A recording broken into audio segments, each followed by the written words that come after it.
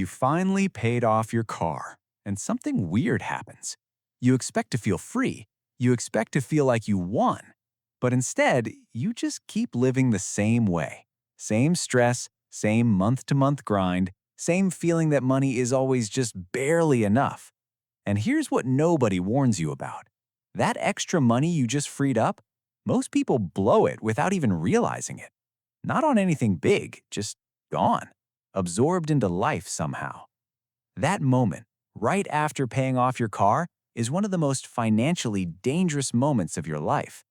My name is Ricky, and I study the exact moment people sabotage their own financial wins. Today, it's the 60 days after you pay off your car. If you want to actually keep that money instead of watching it quietly disappear, stay with me. And if this hits home, hit that subscribe button. Let's get into it. Okay, so let's be honest for a second. You've been making that car payment for 4, maybe 5 years.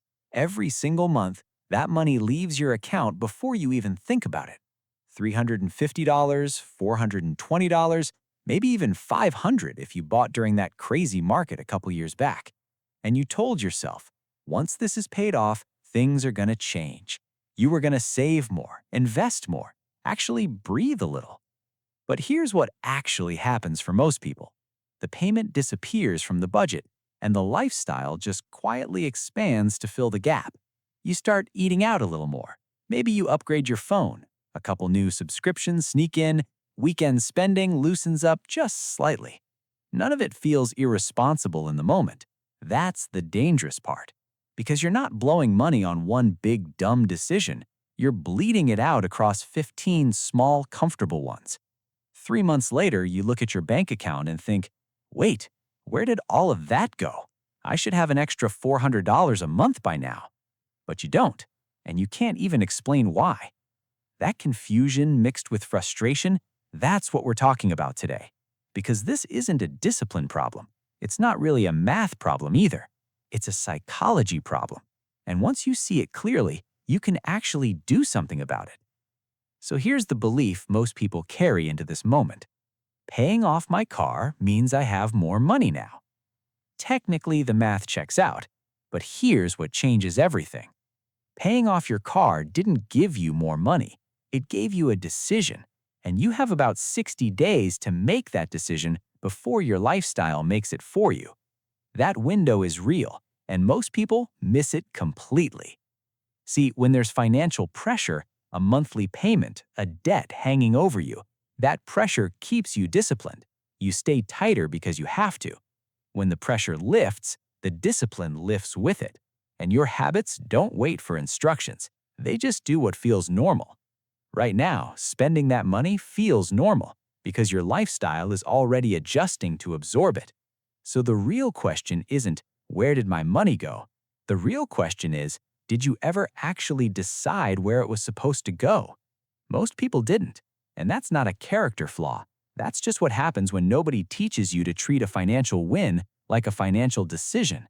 The payoff was step 1. The decision is step 2. And step 2 is the one that actually matters. $400 a month. Redirect it for 10 years. You'd have $69,000.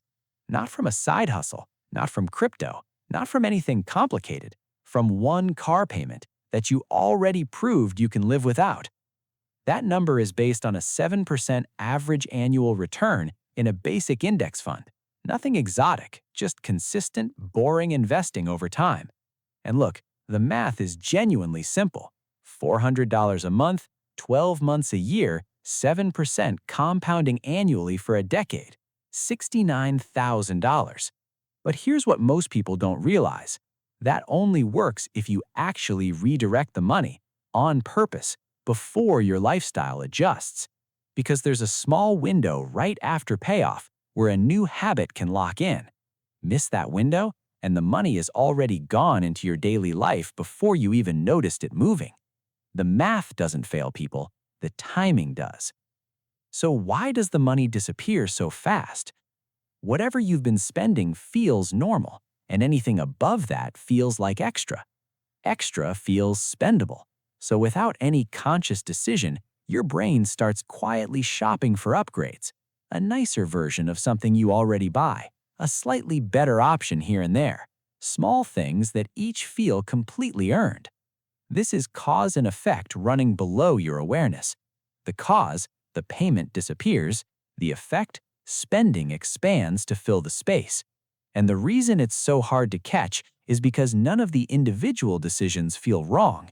They feel like breathing room. You just paid off a car. You deserve to loosen up a little, right? That feeling is completely human, and it will cost you $69,000 if you let it run on autopilot. Let me show you two people. Same income, same car payoff, completely different outcomes. First, meet Sarah. She's been making a $415 car payment for 5 years. Last March, she made her final payment. She felt great. She celebrated, went out to dinner, treated herself, completely fair. But she never sat down and made a decision about what happened next. Within 2 months, her grocery spending crept up. She added a couple streaming services she'd been putting off. She upgraded her gym membership because she finally had the room. None of it was reckless. All of it felt reasonable. 8 months later, Sarah has basically the same savings rate she had when the car payment existed. The $400 just dissolved into a slightly more comfortable version of her life. She's not struggling, she's just not building anything either. Now meet Mike. Same situation, same month his final payment cleared. He did one thing differently. That same week, he logged into his bank account and set up an automatic transfer, $400 every month, straight into a brokerage account invested in a simple S&P 500 index fund. He didn't think about it again. He didn't create a complicated budget. He didn't white-knuckle his spending. He just made one decision and took himself out of the equation before his habits had a chance to vote. 3 years later, Mike has around $16,000 sitting and growing in that account. Sarah has a slightly nicer daily life and almost nothing additional saved. Same income, same payoff. One decision made the entire difference. And the important thing to understand about Mike wasn't discipline, it was timing. He automated before his lifestyle adjusted. Because once it adjusts, pulling back feels like punishment, and you will resist punishment. That's not weakness, that's just how humans work. Okay, I want to stop here, because there's something almost every finance video skips over, and it might actually be the most important part of this whole conversation. It's not the investment account. It's not even the automation. It's the identity shift. When you have a car payment, you see yourself as someone paying off debt. That identity keeps you tighter. The debt is visible every month. It reminds you it's there. It gives you a role to play. When the payment disappears, that identity disappears with it. And if you don't replace it with something new, your brain just defaults back to consumption mode, because consumption is the default setting for almost everyone. The people who actually change their financial life after a payoff, they don't just redirect the money. They adopt a new label for themselves. They start thinking of themselves as investors, as builders, as people who are accumulating something on purpose. Mike didn't just automate the transfer. He started calling himself an investor. When friends asked what he was up to, he'd say, "Building my portfolio," even when it was just $400 a month going in. That label changed how he thought about every dollar after that. Now, I know that sounds soft. It sounds like motivational poster territory, but the research actually backs this up.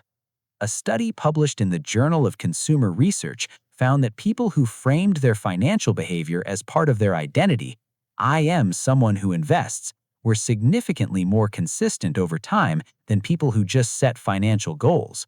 Goals fade when motivation fades. Identity stays because it's tied to how you see yourself. So when that last car payment clears, don't just move the money. Change the story you're telling yourself about who you are with money. Because that story is running quietly in the background of every financial decision you make, whether you're aware of it or not. Every financial win you ever get, a raise, a bonus, a payoff, comes with a fork in the road. One path leads to a more comfortable present, the other leads to a more secure future. Neither is wrong, but most people never consciously choose. They just drift towards comfort because comfort is always the default. The people who build real wealth don't earn dramatically more than everyone else. They just choose intentionally at more of those forks over years, consistently. Those small redirected decisions compound, just like interest does. And 10 years from now, the difference between Sarah and Mike isn't $400 a month. It's an entirely different set of options available to them. Options are what money actually buys, not stuff, not status. Options. So, let's land this. You trained yourself to live without that $400 for 5 years. That training is genuinely valuable. Don't waste it. The payoff proved you can do it. Now you just have to decide where it goes next before your lifestyle decides for you. 60 days. That's your window. Automate before it closes. And shift how you see yourself from someone who finished paying something off to someone who is actively building something. The math works. The window is real. The identity shift is the part most people skip. Don't skip it. Here's what I want you to do right now. Open your banking app. Find the automatic transfer section. Set up a recurring transfer for the exact amount of your old car payment into a savings or investment account.